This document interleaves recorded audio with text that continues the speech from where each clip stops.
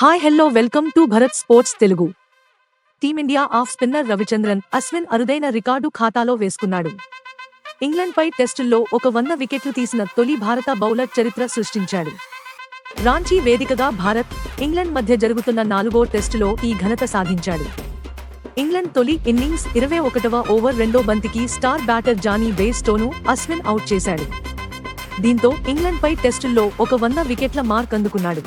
Bharat, England జట్ల మధ్య టెస్టుల్లో ఒక 100 వికెట్లు తీసిన రెండో బౌలర్గా రవిచంద్రన్ అశ్విన్ రికార్డుల్లో నిలిచాడు. యాష్ కంటే ముందు జేమ్స్ అండర్సన్ ఈ ఫీట్ అందుకున్నాడు. భారత జట్టుపై టెస్టుల్లో జిమ్మీ 139 వికెట్లు తీశాడు. అండర్సన్ 35 మ్యాచ్ల్లో ఒక 100 వికెట్స్ తీయగా, యాష్ 23 మ్యాచ్లోనే ఈ మార్క్ అందుకున్నాడు.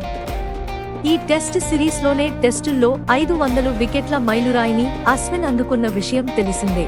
రవిచంద్రన్ అశ్విన్ మరో అరుదైన రికార్డు సాధించాడు.